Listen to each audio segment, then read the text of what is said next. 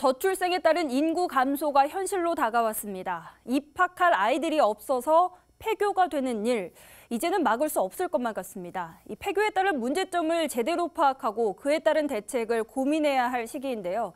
전문가와 함께 이 부분 짚어보겠습니다. 광주교육대학교 박남기 교수 화상으로 연결합니다. 안녕하십니까, 교수님? 네, 반갑습니다. 네, 이 폐교라는 단어가 서울에서 적용됐다는 자체만으로도 좀 상당한 충격입니다. 올해 예정된 학교까지 포함한다면 서울에서만 벌써 7개 학교가 문을 닫습니다. 또 앞으로 더 늘어날 것이라는 전망도 있는데 교수님께서는 좀 어떻게 보십니까? 네, 당연히 앞으로 계속 늘어나게 될 것입니다. 2000년도에 서울 학생 수가 약 160만이었는데요. 23년 뒤인 2023년에는 약 78만 명, 그리고 향후 12년 뒤인 2035년에는 42만 명으로 줄어들 걸로 예상되기 때문에 폐교는 지속적으로 늘어날 것입니다. 현재 서울시의 계획은 초등의 경우에는 분교 형태로 가능하면 유지를 하려고 하고요. 중고등학교는 폐교를 하는 쪽으로 방향을 잡고 있습니다. 그래서 현재도 논의가 되고 있는데 예를 들면 최근에 그 왕십리 뉴타운 그 재개발 지역 있잖아요. 근데 거기는 재개발 지역은 학교가 부족하고 왕십리 등의 이 상업지구는 학생 수가 급감을 해서 재배치가 필요한데 이 폐교를 반대하는 인근 주민들이 있어서 논의가 지금 중단된 그런 경우도 있습니다. 네, 갑작스럽게 폐교를 하면 학생들도 불편할 것이고 여러 가지 다른 문제점도 분명히 있을 것 같습니다. 좀 우려되는 사항 어떤 게 있다고 보십니까? 일단 학생과 학부모들에게는 집 앞에 학교가 없어지기 때문에 통학거리가 늘어나고 시간이 늘어나고 또 그 과정 중에 위험이 발생하게 되겠죠. 그러면 여건이 되는 학부모들은 그 지역을 떠나서 자녀가 편리하게 등하교할 수 있는 지역으로 옮겨가게 될 것입니다. 그 결과 폐교된 지역의 인구는 더욱더 줄어들게 될 것이고 또 거기에 남아있는 부모들은 여건이 열악한 부모들이 남게 되기 때문에 좀 격차가 더 심해질 수가 있습니다. 물론 그 지역 문제만이 아니고 이 학생들이 대거 재개발 지역으로 다시 가게 되면 또 재개발 지역은 학교 용지 확보난이 있는 데다가 많은 학생이 오기 때문에 교육 여건이 악화가 되겠죠. 사급당 학생 수가 엄청 늘어나는 또 그런 문제가 발생하게 될 것입니다. 네, 그러면 그에 대한 해결책은 어떤 것이 있을지 좀 짧게 답변해 주시죠. 네, 지금 이제 하나는 제가 선호하는 방안은 파격적인 지원을 하는 것입니다. 그래서 단순하게 뭐 분교 형태로 유지한다고 해서 학부모들이 거기 남아 있을 리는 없고요. 차라리 초등의 경우에는 뭐 영어 몰입학교 형태로 특수목적 형태로 바꿔주고 그 지역에 거주한 학생들에게 우선권을 준다면 오히려 학생들도 빠져나가지 않을 뿐더러 타 지역 학생도 오게 될 것입니다. 중학교도 마찬가지입니다. 이렇게 된다면 좀 형편이 어려운 지역에 특별한 재정 지원을 함으로써 오히려 교육 기회의 균등 효과도 가져오고요. 또 뭐 지역 발전도 될 것이고 재개발 지역의 편중 현상도 막아줄 수가 있겠죠. 아니면 일본 같은 경우에는 보면은 학교 안으로 지역의 다양한 그 민원 시설을 편의 시설들을 함께 운영합니다.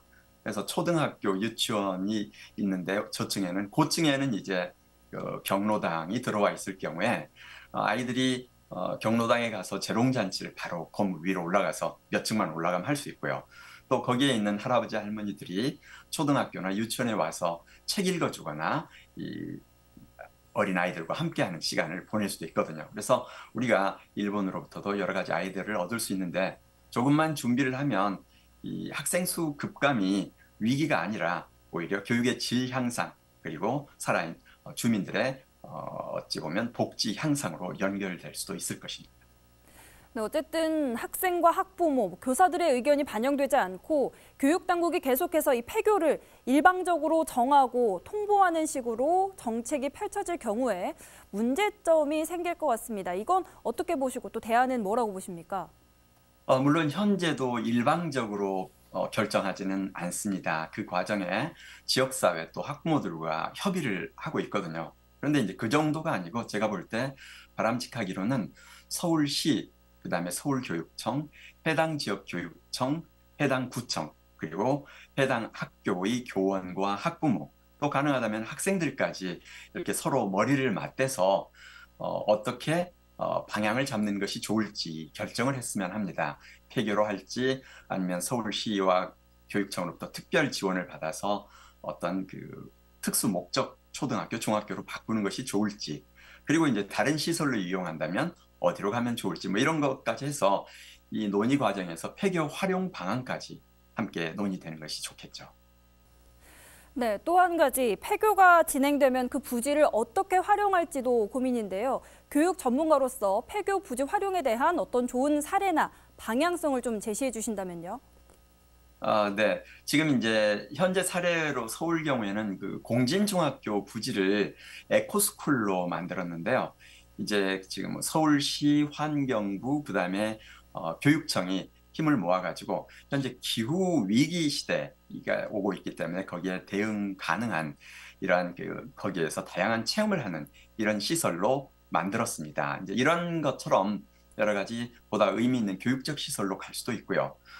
그외 이제 현재 서울시에서는 이미 학교 부지 전략 거점 조성 기본 계획 수립이라는 용역을 발주해서 나가고 있는데 이 폐교 대상 학교는 예측이 가능합니다. 그래서 폐교를 할지 새로운 형태로 존속을 할지의 여부에 대해서 앞에 말씀드린 것처럼 서울시, 그다음에 교육청, 그다음에 지역교육청과 구청, 해당 학교의 그다음에 학부모 단체 모두 머리를 맞대고 방향을 모색하는 게 좋고요. 앞에서 말씀드린 것처럼 당분간은 특수목적 초중학교로 이렇게 특화시켜서 이 폐교 지역 학생들의 학습권 보장, 또 폐교가 가져올 지역의 거주 여건 악화로 인한 인구 유출 악순환 이것을 끊어내는 것이 바람직하겠다 이렇게 생각을 합니다. 네, 끝으로 앞으로 교육계에 큰 변화가 예상되는데 어떤 가치를 두고 변화를 모색해야 할지 시간 관계상 좀 간략하게 말씀 부탁드리겠습니다. 네, 교육은 결국 개인의 행복 나아가서 보다 살만한 세상을 만드는 데 기여하는 개인이 되도록 만드는 것을 목표로 하고 있습니다. 그러려면 개인 역량을 최대한 성장시켜가게 되는데요. 그때 단순한 어떤 지적 역량, 어떤 기술적 역량만이 아니라 공존을 위한 나눔, 다양성을 존중하는 역량도 강화해 줘야 될 거고요. 잘 아는 것처럼 부유한 가정은 국가의 지원이 없어도 자녀 교육 잘합니다. 서울시, 그다음에 국가가 관심을 가져야 될 것은 어려운 지역, 가난한 학생들도 부유한 가정의 자녀에 못지않은 좋은 교육을 받을 수 있도록 투자를 해줘야 되는데요. 현재 국가는 계속 학생 수가 줄기 때문에 예산도 줄이고 교원을 줄이겠다 이런 얘기만 합니다. 오늘을 사는 우리를 위한 복지와 더불어서 미래를 위한 투자에도 국방 못지않게 관심을 갖고 투자하기를 기대합니다. 네, 알겠습니다. 지금까지 광주교대 박남기 교수와 폐교 문제 함께 짚어봤습니다. 오늘 말씀 고맙습니다, 교수님. 네, 고맙습니다. BTV 뉴스를 더 많이 보고 싶으시다면 여기 구독 버튼을 눌러주세요. 추천 영상도 누르면 바로 재생됩니다. 또 다양한 서울 소식을 보고 싶으시다면 휴대폰에서 가지 앱을 다운로드해보세요. 저희 BTV 뉴스를 시청해주셔서 감사합니다.